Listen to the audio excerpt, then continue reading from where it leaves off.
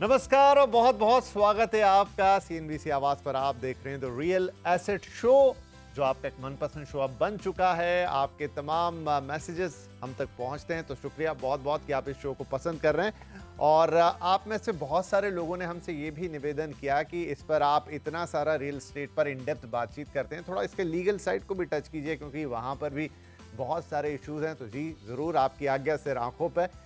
तो हमने सोचा कहां से शुरुआत की जाए, तो पता लगा कि सुप्रीम कोर्ट ने हाल ही में एक बड़ा फैसला दे दिया है, जो ये कह रहा है कि रजिस्ट्री जो होती है वो एकमात्र कागज या दस्तावेज नहीं है जिससे प्रॉपर्टी पर किसी का मालिकाना हक तय होता है।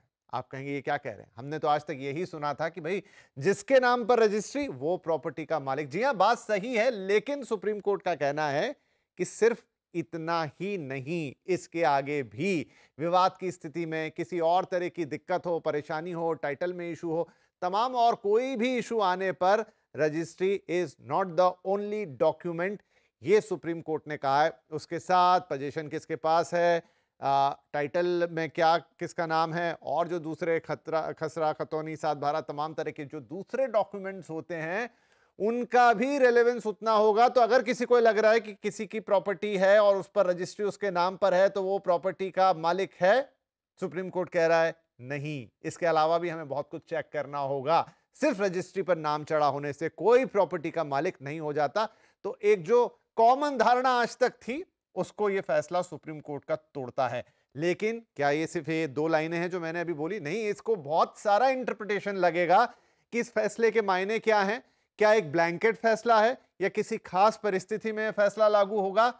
कौन इस फैसले के एम्बिट में आएगा, किसको क्या फर्क पड़ेगा? घर खरीदार है या जमीन खरीदार है या कोई भी खरीदार है जो प्रॉपर्टी खरीद रहा है किसी भी तरह की, उसको क्या ध्यान रखना है इस फैसले के बाद? और जो विक्रेता है यानी जो बेच रहा है, उस पर क्या इंपैक्ट आने वाला है? तो आज इसी पर पूरी एक एक चीज को समझेंगे, जानेंगे। और उसके लिए हमारे साथ आज दो खास मेहमान हैं। वेंकट राव साहब, जो कि सुप्रीम कोर्ट के वकील हैं, रेरा के बड़े जानकार हैं, अक्सर आप उन्हें हमारे साथ कार्यक्रमों में देखते हैं। आप वो जुड़ रहे हैं, बहुत बहुत स्वागत है सर आपका। और साथ में है हिना बिलावाला। शायद हमारे बहुत सारे दर्शक उनका नाम सुनते ही और उन्हें देखते ही आप पहचान गए होंगे। प्रॉपर्टी गुरु पे मैम ने बहुत सारे जो खास तौर पर एपिसोड्स होते थे लीगल राइट्स पर, वो किए हैं। मैम वेलकम बैक, बहुत वक्त बाद आपसे मुलाकात और बात हो रही है ऑन द टीवी। सो आपका बहुत बहुत स्वागत है एक बार फिर से सीएनबीसी आवाज पर। Thank you. राइट, तो वेंकट सर और हिना मैम दोनों से बातचीत करेंगे। शुरुआत करता हूं वेंकट साहब आपसे। सुप्रीम कोर्ट से फैसला आया है, मतलब दिल्ली की तरफ से बात हम तक पहुंची है। सबसे पहले कि इस चीज की जरूरत क्यों पड़ गई? अभी तक तो हम सब यही मानते थे इन जनरल, मतलब आप वकीलों की या एक्सपर्ट लोगों की बात अलग है, लेकिन आम धारणा तो यही थी कि जिस रजिस्ट्री पर जिसका नाम वो प्रॉपर्टी का मालिक। लेकिन अब सुप्रीम कोर्ट के फैसले से क्या बदलेगा इस चीज में और इसकी जरूरत क्यों पड़ी? देखिए Vipin ji, thank you for first of all for having me on this show. देखिए, दो बातें आप पहले से क्लियर रहा है कि इंडिया में प्रेजम्पटिव टाइटल है, मीनिंग देयर बाय आपका एक डॉक्यूमेंट है जो आप रजिस्ट्रार के सामने पेश करते हैं और उसका रजिस्ट्रेशन एक्ट के अंदर रजिस्ट्रेशन होता है। जो डॉक्यूमेंट आप, चाहे पावर ऑफ अटॉर्नी हो या किसी भी तरीके का डॉक्यूमेंट है, रजिस्ट्रेशन एक्ट के तहत उस डॉक्यूमेंट का सिर्फ और सिर्फ रजिस्ट्रेशन की जाती है, यानी कि उस ट्रांजैक्शन को रिकॉर्ड किया जाता है। क्योंकि आपके रिकॉर्ड्स में इसके अलावा म्यूटेशंस वगैरह होती हैं सब रजिस्ट्रार्स के ऑफिस में, ताकि आपके नाम उस प्रॉपर्टी में दर्ज होती हैं, तो वो एक रजिस्ट्रेशन प्रोसेस के थ्रू जो डॉक्यूमेंट रजिस्टर हुआ उसका एक म्यूटेशन होके वो चीज आपके नाम पे सब रजिस्ट्रार ऑफिस में चढ़ती हैं और फिर आपको पोसेशन उस प्रॉपर्टी का मिलता है। तो आप देखिए, कहीं पे भी इसमें ये नहीं है कि ओनरशिप यानी कि टाइटल कन्वेंस ऑफ कोर्स आप कर रहे हैं, लेकिन ऐसा कोई सर्टिफिकेशन प्रोसेस नहीं है कि सरकार ये कह रही है कि हाँ इस पे कोई और किसी और का हक नहीं है और सिर्फ आपका है, यानी कि आपका टाइटल है। किसी तरीके का सर्टिफिकेशन नहीं है। तो हम आज तक जो ट्रांजैक्शंस देखते आ रहे हैं कि वो रिकॉर्ड होते हैं सब रजिस्ट्रार्स ऑफिस में, और उसके बेसिस में हम कहते हैं, कंक्लूड करते हैं कि जो साइट सेल डीड या कन्वेंस डीड आपके नाम पे रजिस्टर्ड है, उसके बेसिस में ये कहा जाता है कि हाँ ये प्रॉपर्टी आपके नाम पे है। इसीलिए अक्सर आप देखते हैं कि 30 ईयर की इन्वेस्टिगेशन की जाए, और बाकी खैर मॉर्टगेजेस वगैरह तो अपनी जगह है। इस तरीके की पूरी एक डिलीजेंस जो है प्रोसेस रखा हुआ है, ताकि लोगों को ये पता चले कि पहले किसके नाम पे थी, किसके बाद। रिकॉर्डेड ट्रांजैक्शंस को एक तरीके से आप समझ लीजिए कि एक अकाउंट स्टेटमेंट है, जिसमें आपने बैंक में खाते में पैसा जमा किया, निकाला, उस तरीके से एक आपके उसके बेसिस पे आपका एक अकाउंट का एक मान लीजिए एक ट्रांजैक्शन स्टेटस जैसा। पता चल रहा है। जी। कोई भी टाइटल सर्टिफिकेशन आज तक थी नहीं, इसीलिए आप देखेंगे 2011 में, मेरे ख्याल से 11-12 में भी एक land title certification, even as late as 2000 मेरे ख्याल से 22 में इनफैक्ट इस सरकार ने काफी एक मॉडल एग्रीमेंट, मॉडल कानून प्रिस्क्राइब किया था लैंड टाइटल एक्ट की तरह, और उसको कहा गया है कि स्टेट्स अडॉप्ट करें। इनफैक्ट महाराष्ट्र में तो उसका ड्राफ्ट भी रेडी था, जिसके बेसिस में एक सरकारी कानून बनी थी। बट हाँ, उसको सब स्टेट्स में अभी अडॉप्ट नहीं हुआ है, एक आध स्टेट में हुआ है, उसमें भी चैलेंजेस रहे हैं। इनफैक्ट आंध्र प्रदेश में तो अभी एज लेटेस्ट एज मेरे ख्याल से 6-8 महीने पहले विड्रॉ भी हुआ है। तो जी। ये जी। एक क्वेश्चन मार्क जो है, क्योंकि प्रेजेंटिव टाइटल रहने की वजह से कभी भी आपको ये नहीं सर्टेनिटी रहता है कि ये प्रॉपर्टी में किसी और तरीके से, यानी कि कोई अगर फ्रॉड मान लीजिए कोई चैलेंज करता है, या कोई और टाइटल ओनर आके प्रूव करता है, तो वो सिविल कोर्ट्स में जाके अपना टाइटल प्रूव करेगा, और सिर्फ रिकॉर्डेड सब रजिस्ट्रार ऑफिसेस में ये टाइटल का कोई भी तरीके का एक मैं कहूं सर्टिफिकेशन या किसी भी तरीके का प्रूफ नहीं मिल सकता है। जी। तो आपने महाराष्ट्र का जिक्र किया, और हिना मैम महाराष्ट्र को भी रिप्रेजेंट करती हैं, मुंबई से हमारे साथ कनेक्टेड है। तो हिना जी, मेरा सवाल ये है कि फिर क्या ये कॉमन डिसबिलीफ था, ये धारणा कहाँ से बनी, रजिस्ट्री है तो सब कुछ है? नहीं, जैसे अगर आप देखो तो रजिस्ट्रेशन एक्ट तो है, और रजिस्ट्रेशन एक्ट के मुताबिक डॉक्यूमेंट रजिस्टर होना चाहिए। अभी रजिस्ट्रेशन का रिक्वायरमेंट क्यों आता है? It's an old act which says कि अगर डॉक्यूमेंट रजिस्टर है, और जैसे वेंकट जी ने कहा कि एक अकाउंट स्टेटमेंट बन जाती है कि किसका मतलब एटलीस्ट द गवर्नमेंट नोज कि किसके नाम पे प्रॉपर्टी है, उसके बाद किसके वहां चढ़ी है, फ्रॉड नहीं होते हैं। उसके बाद डॉक्यूमेंट्स मतलब मल्टीपल ट्रांजैक्शंस एक डॉक्यूमेंट पे नहीं हो, एक एक प्रॉपर्टी पे नहीं हो जाता है। तो वो सेफगार्ड के लिए तो रजिस्ट्रेशन कंपलसरी है। रजिस्ट्रेशन एक्ट भी प्रोवाइड करता है कि जहां हम रियल एस्टेट से डील करते हैं, तो वो डॉक्यूमेंट रजिस्टर्ड होना चाहिए। लेकिन क्या है कि मैंने जब ये जजमेंट पढ़ा, तो मुझे ऐसे लगा कि सिर्फ रिलायंस ऑन रजिस्ट्रेशन हो रहा है, रजिस्ट्रेशन पे ही इंपॉर्टेंस दी जाती है। ये ये एक पहलू है। लेकिन हमको ये भी देखना है कि अगर पोजेशन किसके पास है, माना कि प्रॉपर्टी मेरे नाम पे है, लेकिन पोजेशन मेरे पास नहीं है, तो मैं पूरी की पूरी ओनर तो नहीं हुई ना, मुझे कोर्ट जाके मुझे फिर कार्रवाई करनी पड़ेगी टू टेक पोजेशन। तो लॉ में क्या है कि what is the actual right to a property, physical possession and legal right, तब जाके आपका टाइटल बनता है। तो रजिस्ट्रेशन इंपॉर्टेंट है। ये मैं नहीं कहूंगी कि ये ब्लैंकेट केस है, जैसे कि रजिस्ट्रेशन को अब साइडलाइन करें, नहीं, वो भी एक बड़ी इंपॉर्टेंट चीज है for your purposes of title. लेकिन अगर जब हम प्रॉपर्टी लेते हैं तो हम इन्वेस्टिगेट करते हैं। अब इन्वेस्टिगेशन भी कहाँ से होगा? रजिस्ट्री से ही होगा। अब जैसे महाराष्ट्र की बात करें तो यहाँ सोसाइटीज बड़ी कॉमन होती है हमारे जब स्काई स्क्रेपर्स में, हमारे प्रॉपर्टीज में। तो सोसाइटी को भी जाके हम चेक करेंगे, सोसाइटी की शेयर सर्टिफिकेट्स भी देखेंगे, और पहले के जो डॉक्यूमेंट्स है वो भी चेक करेंगे रजिस्ट्री में और अदरवाइज। तभी जाके हमको ये टाइटल बैठता है जो हम इन्वेस्टिगेट करते हैं for the purposes of investigation of title. जी। तो वेंकट साहब, ये पर्टिकुलर केस की हम बात करें जहां से सुप्रीम कोर्ट से ये चीज़ निकल कर आई, तो इसमें अगर इफ़ यू आपको आइडिया है कि ये क्या पर्टिकुलर केस था, क्योंकि बात सिर्फ इतनी सब जगह हो रही है कि केस था जिसमें से ये चीज़ निकल कर आ गई। क्या था मामला वहां, ताकि हमको और बेहतर समझने को ये मिलेगा कि एग्जैक्टली किस सिचुएशन में ये बात सुप्रीम कोर्ट ने कही, क्या वहां पर दूसरी टर्म्स एंड कंडीशन थी? विपिन जी, आई थिंक अब मेरे से पूछ रहे हैं तो थोड़ा सा, नहीं तो मैडम बता देंगी। बेसिकली इसमें विपिन जी ऐसा था कि एक रजिस्ट्रेशन के लिए, एक सेल डीड रजिस्ट्रेशन के लिए डिस्ट्रिक्ट रजिस्ट्रार सब रजिस्ट्रार के ऑफिस में एक सज्जन के गोपी की बात कर रहे हैं मेरे ख्याल से आप, ये जो जजमेंट जिसकी बात कर रहे हैं, उन्होंने अप्लाई किया था। तो एक पर्टिकुलर प्रावधान में, एक पर्टिकुलर रूल्स में ये है कि रजिस्ट्रार पेरेंट, यानी कि उससे पहले किसके नाम पे वो प्रॉपर्टी थी, तो उसका सेल डीड की कॉपी भी मांगता है, और उसके बेसिस पे वो आगे रजिस्ट्रेशन करता है।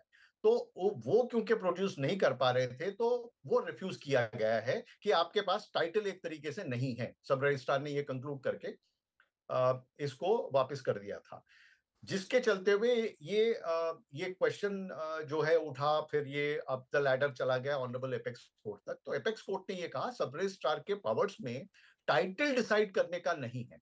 सब रजिस्ट्रार एक एडमिनिस्ट्रेटिव काम करता है। अगर ये देखेंगे, ये जजमेंट एक बात को ऑलमोस्ट 10-12 साल पहले एक जजमेंट आया था, इफ आई रिमेम्बर करेक्टली, कुछ सत्यपाल आनंद ऐसे कुछ नाम से था जजमेंट, जिसमें यही कहा गया है कि एडमिनिस्ट्रेटिवली रजिस्ट्रार का काम, जो डॉक्यूमेंट उनके सामने हो उसके बेसिस पे वो रजिस्ट्रेशन प्रोसेस पूरा करेंगे। इसके अलावा वो बियॉन्ड दिस की टाइटल किसके नाम पे है, किसके नाम पे नहीं है, उसका जो है निर्धारण करना उनके डोमेन में नहीं आता है। तो ये बात पे लेकर जो है सुप्रीम कोर्ट ने, ऑनरेबल सुप्रीम कोर्ट ने ये कहा है कि अभी भी वही है। आप इस बात पे, इसलिए क्योंकि रूल 55 जो प्रोवाइड कर रहा था कि ये डॉक्यूमेंट मस्ट है, मैंडेटरी है, और उसके वेरिफिकेशन चलते हुए रजिस्ट्रेशन जो है डिनाई किया जा सकता है, उसके चलते ये कहा गया है कि नहीं, ऐसा नहीं है। आप रजिस्ट्रार सिर्फ एडमिनिस्ट्रेटिव प्रोसेस के थ्रू आप उसको रजिस्टर करेंगे। आपको टाइटल डिसाइड करने का कोई किसी भी तरीके का हक नहीं है। और एक सेल डीड सिर्फ ये रिकॉर्ड करता है ट्रांजैक्शंस, और वो ये नहीं कहता कि उसके नाम पे कंप्लीटली टाइटल है। बाकी चीजें, जैसे अभी हिना मैडम भी बता रही थी कि भाई पोसेशन किसके नाम पे है और म्यूटेशंस किसके नाम पे है, और ये सब चलते हुए देखते हुए आप एक तरीके से, एक प्रिजम्पटिव तरीके से आप ये कह सकते हैं ये ओनरशिप और टाइटल उस पर्टिकुलर पर्सन के पास है या एंटिटी के पास है। ठीक है, तो मैं जरा तो इसे इसी के चलते हुए ये क्लैरिटी वे में आपके सामने ये बात आई है। जी जी, तो चलिए दर्शकों के लिए इसको थोड़ा और सरल बनाते हैं ना मैम, वन बाय वन शुरू करते हैं, क्योंकि बहुत सारे नए लोग जुड़ते रहते हैं, बहुत सारे यंगस्टर प्रॉपर्टी खरीदते हैं, तो उनको शुरू से बात जानना समझना जरूरी है। टाइटल, जो आप दोनों ही लोगों ने कहा कि एक बड़ी इंपॉर्टेंट चीज है, रजिस्ट्री उसके बाद आती है। टाइटल से ही शुरू करें, जरा सरल भाषा में आप हमें बताएं कि टाइटल मतलब क्या किसी प्रॉपर्टी के लिए। हाँ, तो बेसिकली मैं आपको एक टाइटल माना क्या, टाइटल यानी ये प्रॉपर्टी जो है उसका उसका जो उसकी ओनर्स हैं या जो उनके मतलब जो जिसकी बिलोंग करती है, हम कैसे उसको आइडेंटिफाई कर सकें। कैसे आइडेंटिफाई कर सके, जैसे कोई चीज है मैंने खरीदी, तो कुछ भी चीज अगर मैंने लिया है तो मैं आइडेंटिफाई कर सकती हूँ कि ये मेरी है।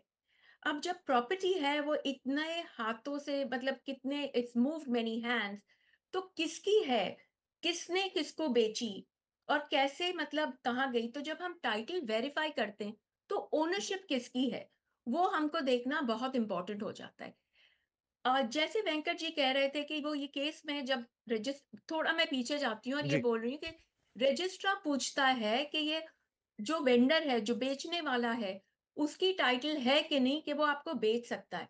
अगर आप हाल ही में देखेंगे तो मुंबई सिटी में अगर हम जाते हैं, कुछ भी खरीदने जाते हैं, तो यहाँ भी रजिस्ट्रार मांगता है, इंडेक्स टू मांगता है। इंडेक्स टू क्या होती है, जब हमने डॉक्यूमेंट रजिस्टर किया तो जो उसकी इंडेक्स निकलती है जिसके बेसिस पे वो अकाउंट जैसे बनता है, तो वो इंडेक्स मांगते हैं और वो हमको अनेक्स करना पड़ता है, अटैच करना पड़ता है हमारे डॉक्यूमेंट को।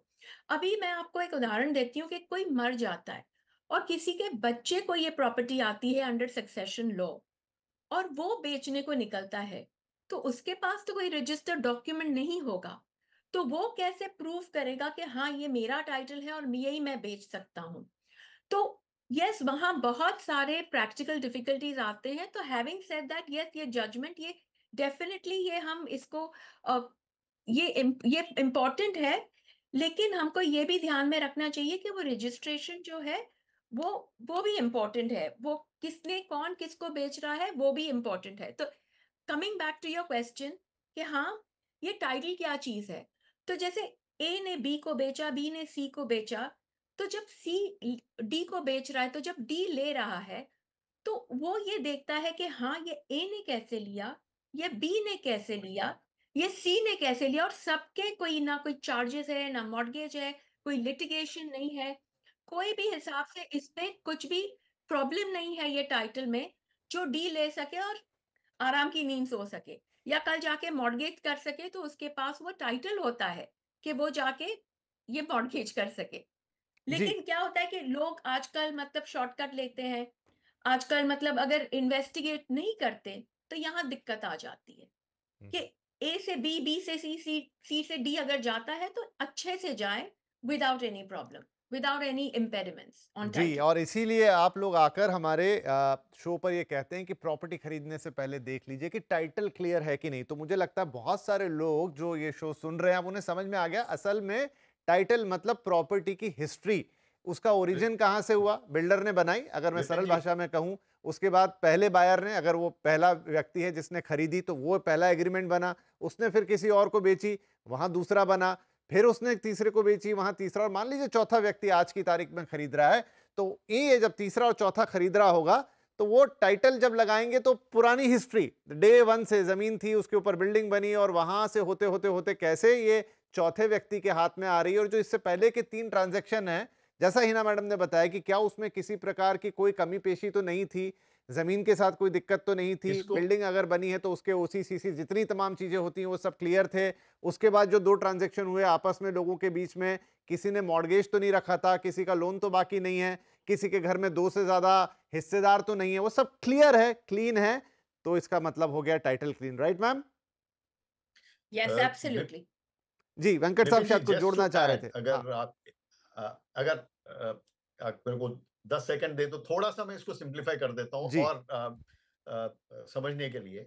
देखिए, अभी जो हम ये चेन की बात कर रहे हैं, that is what is actually happening आज। हम्म, क्योंकि टाइटल एक एब्सोल्यूट अनएंकम्बर्ड मार्केटेबल टाइटल होना चाहिए, और उसके नाम पे होना चाहिए, मतलब उस व्यक्ति के नाम पे।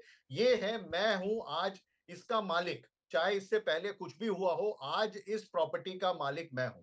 इसका कोई सर्टिफिकेट मान के चलिए आज अवेलेबल नहीं है। इसको इतनी सरलता से समझे। और ये कौन सर्टिफिकेट देता है? ये नेचुरली सरकार देगी, तभी हम ये मानते हैं कि हाँ जी, ये सरकार ने मुझे ये दिया है, चाहे सब रजिस्ट्रार के ऑफिस से हो या कहीं से हो। हाँ, ये जमीन, ये टुकड़ा, ये हिस्सा आज मेरे नाम पे किसी भी तरीके से अनएंकम्बर्ड हो सकता है मैं टाइटल में किसी तरीके का मॉर्टगेज, प्रॉपर्टी का कोई मॉर्टगेज चढ़ा भी लूं, बट ये मेरे ओनरशिप यानी मेरे नाम पे आज स्थिरता से है। इसको अगर हम समझे थोड़ी सी बात में, मान लीजिए कोई पावर ऑफ अटॉर्नी एग्जीक्यूट कर गया और कोई दूसरा एक सेल डीड करके पहुंच गया रजिस्ट्रार के साथ, ये मेरे नाम पे रजिस्टर कर दीजिए। तो अगर मान लीजिए गलती से हो गया, तो डिस्प्यूट ये उठ के आ जाता था कि यार दोनों है।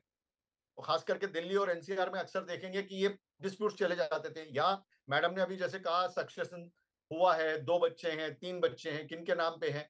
अब ये किसके फाइनली नाम पे चढ़ी और कोई सर्टिफिकेशन प्रोसेस नहीं है। इसीलिए ये इशू था कि लैंड टाइटल सर्टिफिकेशन हो जाए, ताकि उस दिन, जिस दिन मेरे नाम पे ये प्रॉपर्टी आए, वो एक सर्टिफिकेट मुझे मिल जाता गवर्नमेंट से। और अगर कोई डिस्प्यूट उसमें उठता है, तो वो प्रॉपर्टी तो मेरे नाम पे सर्टिफाइड है। हो सकता है उसका कॉम्पेंसेशन मिले, कुछ मिले, बट एक पर्टिकुलर टाइम पीरियड में जब मेरे पास वो पहुंची है, उस पर्टिकुलर डेट को एक तरीके से एक एडिशनल सर्टिफिकेट मिल जाए मुझे। हो सकता है 10 ट्रांजैक्शन हुए हो, आज ये मेरे नाम पे एक सर्टिफिकेट मुझे मिल गया, जिससे हम ये कहें कि हाँ जी, फाइनल टाइटल ओनरशिप मेरी है। वो और प्रथा अभी तक है नहीं।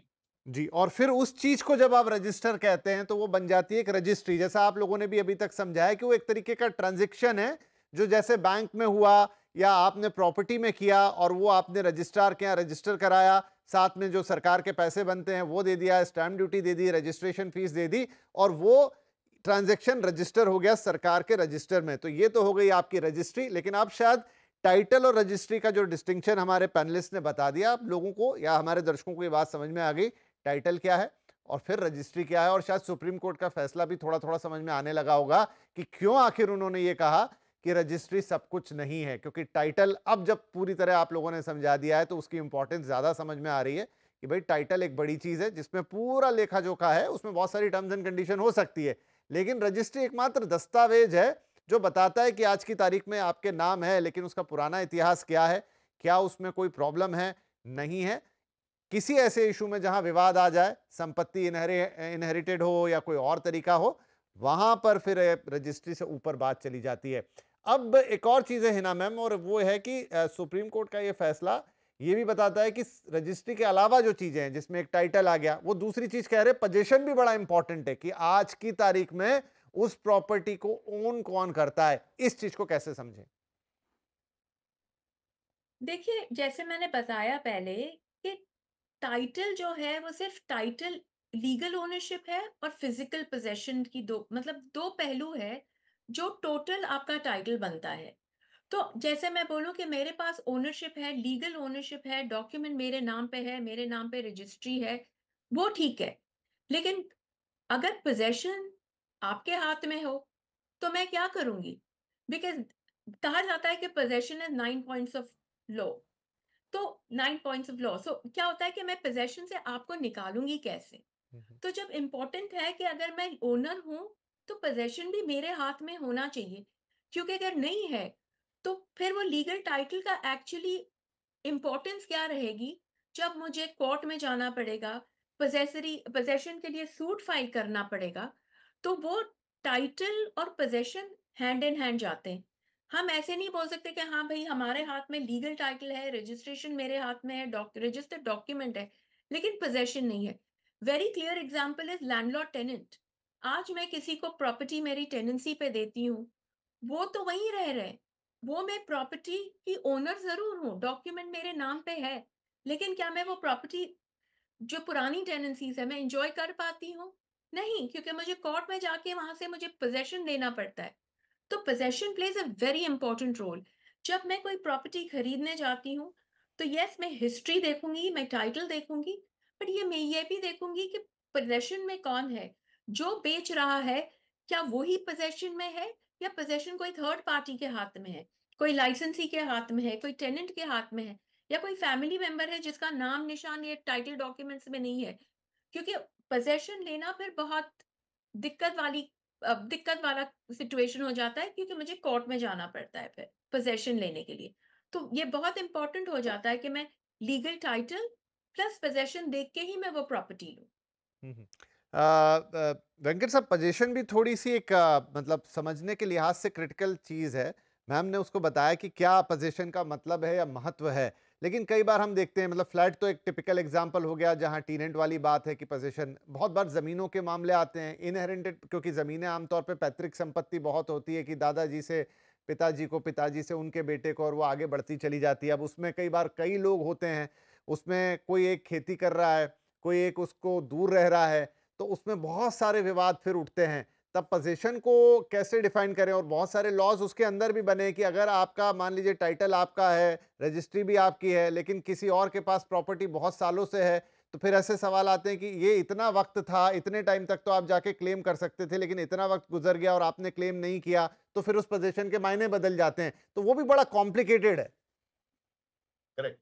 सो देखिए, एक एडवर्स पोसेशन का कॉन्सेप्ट आप बात कर रहे हैं, जिसमें अगर मान लीजिए 12 साल प्लस पीरियड में किसी और के हाथ में, इवन दो हो सकता है आपके नाम पे, जैसे कहा है सेल डीड लास्ट है, म्यूटेशन है, सब कुछ रिकॉर्ड पे है, और एक्चुअली लेकिन जो प्रॉपर्टी है वो किसी मतलब वो लैंड जो है, एग्रीकल्चर लैंड कहिए, कि वो किसी और पर्सन के पास पोसेशन में रही हो और वो उस जगह पे अनडिस्टर्ब्ड रहा हो और किसी तरीके के आपने क्लेम किया नहीं है कई सालों पे, वो एक तरीके से एडवर्स पोजीशन का सिचुएशन बन जाता है। वहां पे वो क्लेम कर सकता है कि मेरी ओनरशिप राइट्स जो है, यानी कि प्रॉपर्टी को क्योंकि मैं इतने सालों से अनडिस्टर्ब एंजॉय किया हूं, कि वो मेरी लैंड जो है वो मेरी हो सकती है। बट देखिए आप, ये कई पहलू हैं। ये प्रॉपर्टी लॉ थोड़ा कॉम्प्लिकेटेड होता है, बट अगर सिंप्लीफाई करके कहा जाए तो बेसिकली हिना मैम भी ये कहना चाह रही है कि जिसके बाद आपके पास अगर टाइटल ओनरशिप, यानी कि जिस तरीके से आज प्रेजेंटिव टाइटल के बेसिस में जिस तरीके से हम सेल डीड अपने नाम पे देखते हैं, रजिस्ट्रार के रिकॉर्ड्स में आप देखिएगा, उसमें अपना नाम चढ़ाइएगा, पोसेशन आप अपने हाथ में रखिए। आप जो भी किसी को देना चाहते हैं एक तरीके से परमिसिव पोसेशन की तरीके से, यानी कि टेनेंट को आप देते हैं, तो कोई प्रॉपर डॉक्यूमेंटेशन लीज एग्रीमेंट की तरह इस तरीके से आप लाइसेंस या लीज जो भी देते हैं, आप उस तरीके से ही आप अलो करेंगे। और पोसेशन एक इंपॉर्टेंट एस्पेक्ट है कि मेरे पास लीगल पोसेशन है, हो सकता है परमिसिव की मैंने लीगली टेनेंट को दे रखा है तो उसके हाथ में पोसेशन है, लेकिन मैं उसको किसी भी तरीके से और तरीके से मैंने उसको हैंड ओवर करके, और जस्ट मान लीजिए मैंने अपने पास सेल डीड तो करा लिया और मैंने कभी उस पोसेशन लिया ही नहीं है प्रॉपर्टी का, तो there is a difficulty. Hina ma'am, Mumbai जैसे शहरों के केस में भी ये बड़ी एक टिपिकल केस स्टडी है, जहां पर बहुत सारे जो, क्योंकि यहाँ तो एक बड़ा वो एक त्रिकोणीय वो रहता है, एक किराएदार रहता है, एक मालिक रहता है, एक बीच में ब्रोकर भी रहता है, और लोग अपने मतलब ये बिलीफ है कॉमन कि भाई किराएदार को 1 या 2 साल से ज्यादा रहने मत दो, बाद में पोजीशन की दिक्कतें आएंगी, बाद में फिर उसको कैसे हटाएंगे। इस पे भी थोड़ी क्लैरिटी दीजिए कि क्या वो कोई 2 3 4 साल साल रह गया, हालांकि आजकल तो लिव इन लाइसेंस एग्रीमेंट के बिना लोग घर देते ही नहीं है, वो जमाना निकल गया जब वो 100 रुपए के स्टाम्प पेपर पे चीजें हो जाती थी। अब तो काफी हद तक ज्यादातर लोग लिव इन लाइसेंस एग्रीमेंट बनाते हैं। बावजूद उसके क्या ऐसा है कि अगर कोई किराएदार 4 5 साल रह गया तो वो अचानक से किसी दिन प्रॉपर्टी पे अपना हक जताने लग जाएगा? नहीं, नहीं, ऐसा तो नहीं है because agreement for leave and license आजकल तो मैक्सिमम 5 साल तक बनता है। स्टैम्प ड्यूटी भी वही हिसाब से पेमेंट होता है, रजिस्ट्री भी होती है। और by and large I think landlords और सॉरी लाइसेंसर्स और लाइसेंसीज आर वेरी अवेयर। तो ऐसे नहीं है कि वो रह लेते। अभी कभी-कभार एक एक केस हो भी जाए जहाँ रह लेते हैं, तो फिर कार्रवाई करनी पड़ती है। बट बाय एंड लार्ज मेरे एक्सपीरियंस में लाइसेंस एग्रीमेंट्स में इतनी दिक्कत नहीं होती है। और अगर एग्रीमेंट सही हो, एग्रीमेंट दुरुस्त हो, तो उसमें कोई दिक्कत नहीं आती है। जी। तो because of course property is at a premium, तो बट इतनी आजकल दिक्कतें नहीं आती because it's become more structured and regularized. हम्म।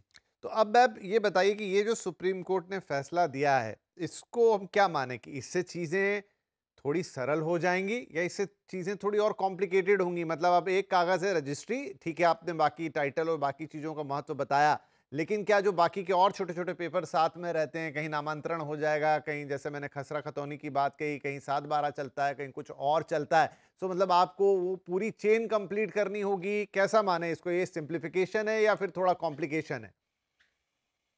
नहीं, मैं इसको कॉम्प्लिकेशन तो नहीं मानूँगी। ये जो चलते आ रहा है वो चलते आएगा, इसमें तो कोई दिक्कत नहीं है। लेकिन येस, हम जो रजिस्ट्री पर इतना मतलब रजिस्टर्ड डॉक्यूमेंट्स तो होने ही हैं, वो तो होंगे ही because that is going to be your title. Because the law provides it. Registration act हो या जो भी एक्ट हो, हमको रजिस्टर करना है। लेकिन अगर हम सिर्फ बोले कि हम रजिस्टर्ड डॉक्यूमेंट को ही देखेंगे, हम दूसरे डॉक्यूमेंट्स को नहीं देखेंगे, जैसे मुंबई की आप एग्जांपल ले लो, सोसाइटीज रहती है, तो sale deed, agreement for sale, इसके अलावा ट्रांसफर फॉर्म्स होते हैं, शेयर सर्टिफिकेट्स होती है, वो सब share certificate issued by the society, transfer forms जो हम सोसाइटी को देते हैं, वो सब तो डॉक्यूमेंट्स रजिस्टर्ड नहीं होते। पोजेशन लेटर्स होते हैं, वो सब हम नहीं करते। लेकिन यस, जो जैसे चलता आ रहा है, क्योंकि मुंबई सिटी में हमको इतनी दिक्कत नहीं होती कि जहाँ रजिस्ट्रार बोलेगा कि आप प्रीवियस डॉक्यूमेंट्स के चेंज ले आओ। हाँ, ये है कि जो इंडेक्स 2 है, जैसे मैंने समझाया था कि जो डॉक्यूमेंट रजिस्टर्ड होता है, उसका एक इंडेक्स निकलता है। तो जो बेचने वाला होता है, उसका इंडेक्स हम लगाते हैं टू मेक श्योर कि जो बेच रहा है, हाँ, उसी की प्रॉपर्टी है।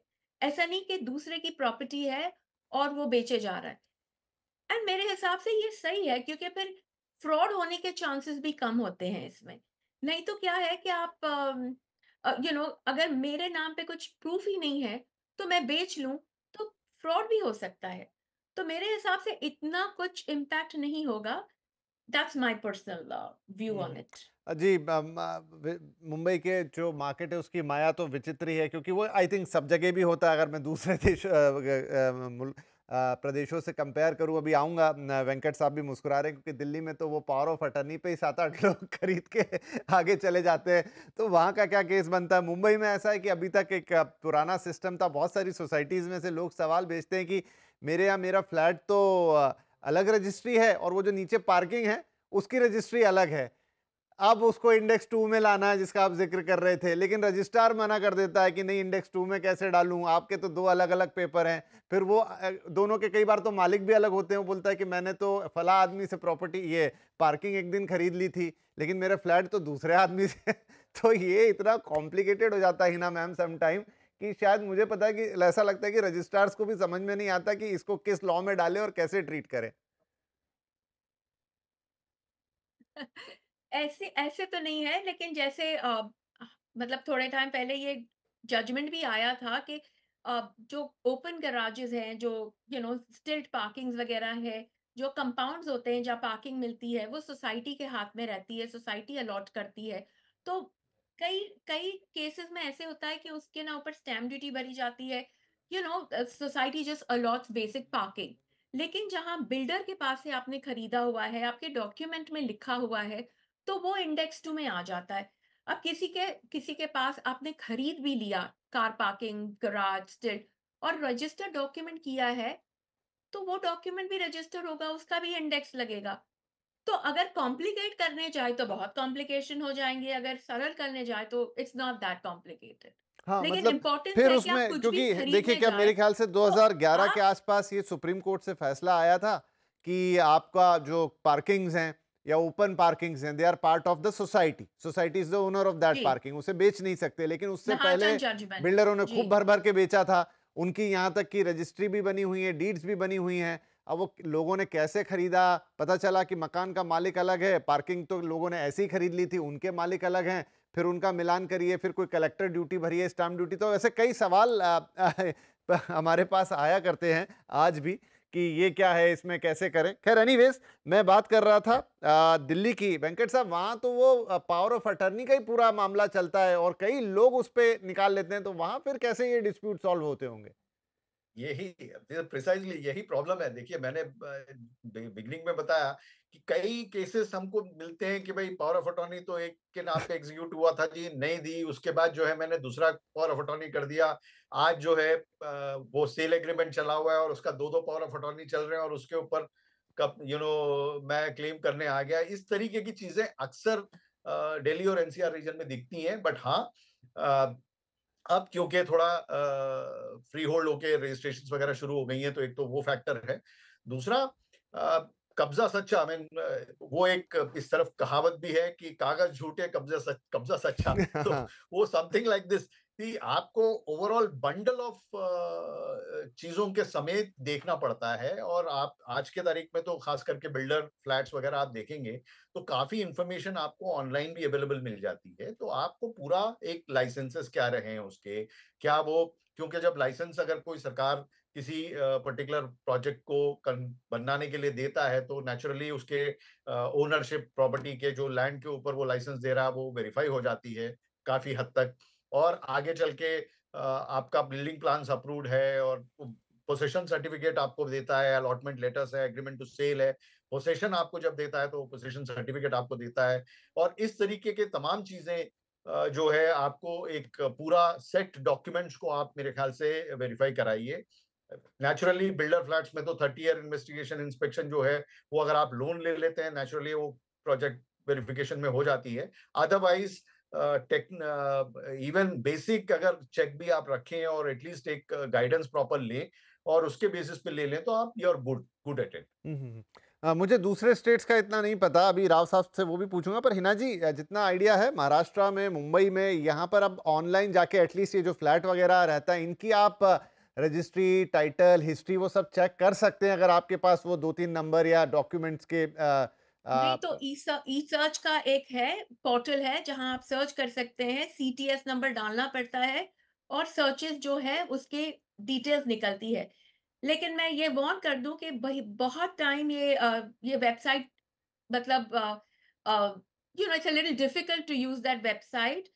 इतनी इजी नहीं है जितना मैंने, मतलब हमने रिप्रेजेंटेशन भी किया है कि प्लीज इनको ये थोड़ा इजी करें तो it becomes easy to use those websites. लेकिन हाँ, वो फैसिलिटी है, गवर्नमेंट ने दी है। वो ई सर्च करके मतलब वेबसाइट कर सकते हैं, वेबसाइट पे जाते हैं ई सर्च, और फिर आपको पर ये पता लगाना पड़ता है कि सीटीएस नंबर या सीएस नंबर क्या है, कौन से डिवीजन का है, कौन सा विलेज है, और ईयर वाइज आपको डॉक्यूमेंट्स दिखते हैं वो वाले पर्टिकुलर सीएस नंबर पे, अगर आपको वो डिवीजन, विलेज और सीटीएस या सीएस नंबर पर क्लियरली पता हो तो। नहीं नहीं, ये बड़ा बड़ा एक इम्पॉर्टेंट फैक्टर है और मैं आप दोनों से ये सवाल रखता हूँ। वेंकट साहब, अभी आपके पास आ रहा हूँ कि जिस डिजिटाइजेशन की बात कर रही है वो नेशनल रजिस्ट्री बनाने की भी बात हो रही थी कि पूरा, हालांकि इतना बड़ा देश, इतना सब कुछ, एक स्टेट अलग तरीके से चल रहा है, दूसरा स्टेट, लेकिन जैसा हिना जी बता रही हूँ, मैंने देखा भी है यहाँ पर कि वो थोड़ा थोड़ा मुश्किल है वेबसाइट पे जाके सर्च करना, बट फिर भी अगर आपके पास वो प्रॉपर नंबर्स हैं और वो लोकेशन है एक्सेट्रा है तो आप देख सकते हैं। और आई थिंक ये बहुत बड़ी ब्लेसिंग होगी कि आपको जो इतना, अगर यही कागज आप जाके रजिस्ट्रार ऑफिस में निकलवाएं तो आपकी चप्पलें घिस जाएंगी वो सब करने में। तो अगर ये दूसरे स्टेट्स अभी इसमें कहाँ तक पहुंचे हैं, और ये पूरे देश में जो बनाने की बात होती रहती है, मुझे नहीं पता कहाँ तक गई, कैसे गई, उसमें क्या टेक्निकल इश्यूज आएंगे, कब तक रजिस्ट्री आपस में जुड़ेंगी या पूरा का पूरा डिजिटल रिकॉर्ड आएगा। बट अगर ये होता है तो आई थिंक बहुत बड़ी समस्या सॉल्व हो जाएगी। वेंकट सर। हाँ, काफ़ी जगह हो रहा है विपिन जी। इवन हरियाणा में भी आप देखेंगे, इवन यूपी में भी देखेंगे, आपको डिजिटलाइज़्ड रिकॉर्ड्स मिलने लगे हैं। I know for the fact that कि तेलंगाना में मिल जाता है और इवन कर्नाटका में अवेलेबल है। तो आप काफ़ी हद तक हो रही हैं डिजिटलाइज़्ड रिकॉर्ड्स। हाँ, नेचुरल है। एक तो ये बर्डन्ड भी रहती हैं ये पोर्टल्स, इसलिए भी काफ़ी इन्फॉर्मेशन अवेलेबिलिटी में दिक्कत रहती है, और एक सर्टेन पॉइंट इन टाइम से इनका डिजिटाइजेशन हुआ है, तो रिकॉर्ड्स आपको एक अगर बहुत ही पुराने देखने हैं तो then you have to fall back on the old records only, but otherwise आपको काफी हद तक आपको आजकल रिकॉर्ड्स मिलने लगे हैं। हम्म। एक और सवाल राव साहब आप ही से अभी ले लूं, बहुत सारे सवाल इन दिनों हमारे पास आते हैं जो पूछते हैं कि हमको कोई एनसीआर में, क्योंकि एनसीआर में तकलीफ ज्यादा है जहां प्रोजेक्ट अटक गए थे और फिर उनको दूसरी कंपनियां बना रही हैं। अभी सुप्रीम कोर्ट ने रजिस्ट्री पर रोक लगाई हुई है।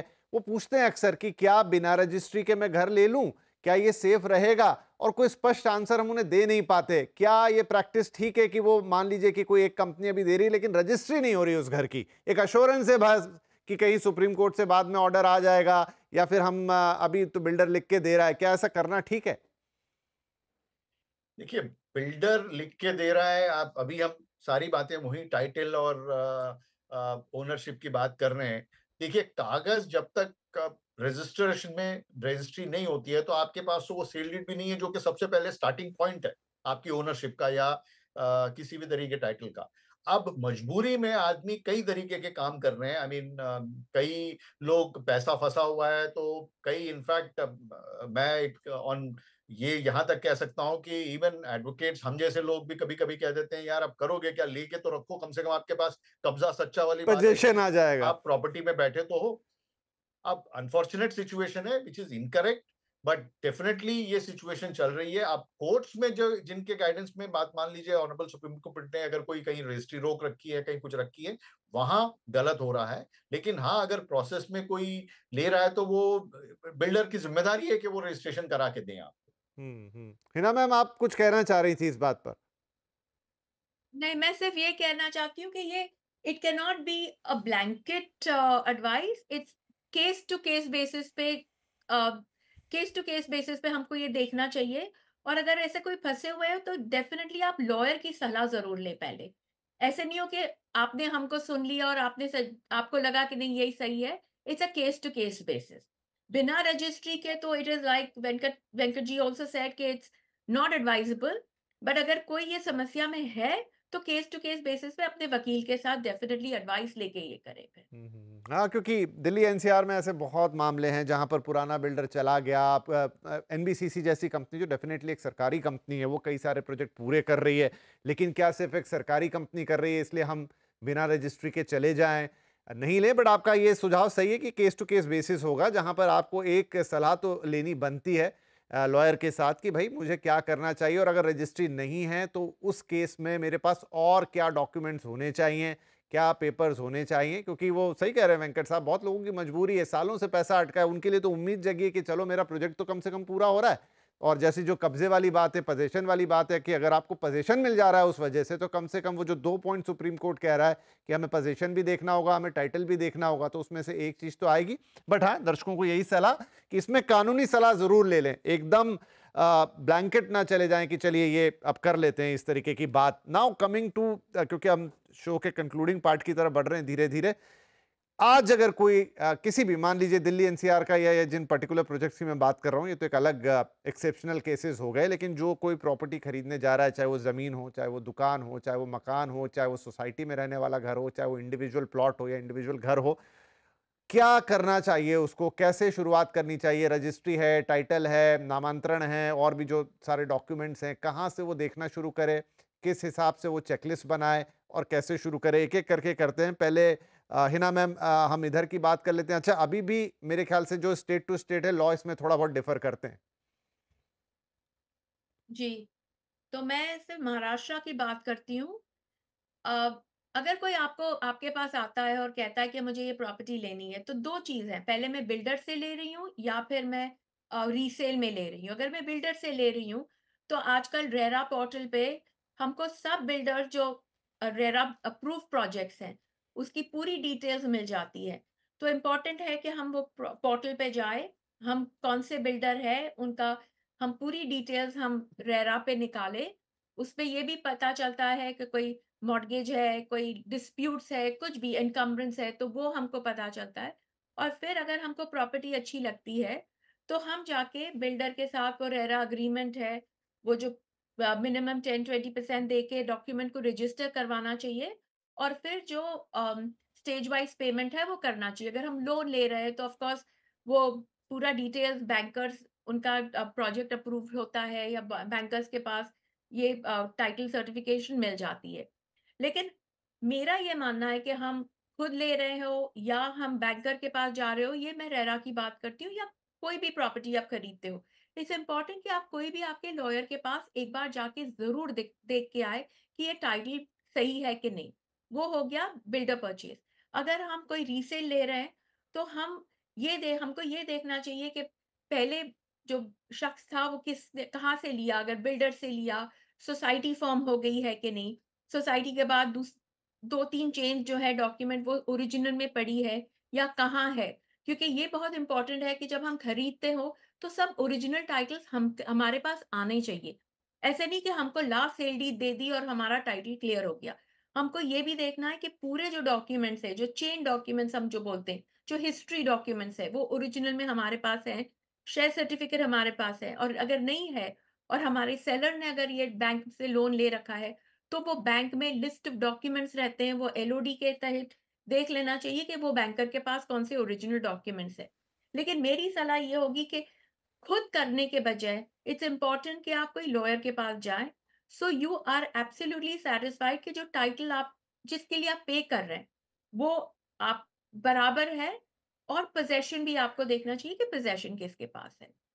ये मेरी जी, एडवाइस है। वेंकट सर, क्या दिल्ली या दूसरे क्षेत्रों के लिए भी राय ऐसी रहेगी या इसमें कुछ परिवर्तन है, कुछ और आप ऐड करना नहीं, चाहेंगे? आई थिंक हिना जी ने मोस्टली ऑलमोस्ट 99% बात जो है बिल्कुल लिस्टेड तरीके से कही है। हाँ, मैं ये जरूर कहूंगा क्योंकि आपको थोड़ा 30 साल मतलब 30 इयर्स को या पीरियड चेंज सब देखना है, ये थोड़ा कॉम्प्लिकेटेड मैटर है। वो राइटफुली सजेस्ट कर रही है, एक जरूर आपको एक प्रोफेशनल के पास जाके उसका पूरा एक टाइटल डिलीजेंस करा लें तो बेहतर रहेगा। हाँ, बिल्डर से ले रहे हैं आपका आसान थोड़ा इसलिए रहता है क्योंकि ऑलरेडी वो सारा इंफॉर्मेशन रेरा के जरिए आपको मोस्टली मिल जाता है। आप उसके पीछे जाके उसके लैंड टाइटल के ऊपर जाने की इतनी आवश्यकता नहीं रहती क्योंकि अगर रेरा रजिस्टर्ड प्रोजेक्ट है तो मोस्टली आप एटलीस्ट वहां से लेके आगे बढ़ के आप यूनिट ले रहे हैं बायर से, आई मीन बिल्डर से अगर डायरेक्ट ले रहे हैं। हाँ, सेकेंडरी सेल में जरूर आपको सब कुछ देखना चाहिए इंक्लूडिंग, क्योंकि इनकम्बरेंस मान लीजिए किसी ने लोन ले लिया, कुछ ले लिया, उसका कोई बकाया तो नहीं है, कहीं चढ़ा हुआ तो नहीं है। ये एक थोड़ा सा स्पेशलाइज्ड काम है और इसमें अगर प्रोफेशनल एडवाइस लिया जाए तो बहुत ही मेरे ख्याल से ऑर्गेनाइज तरीके से हो जाता है काम।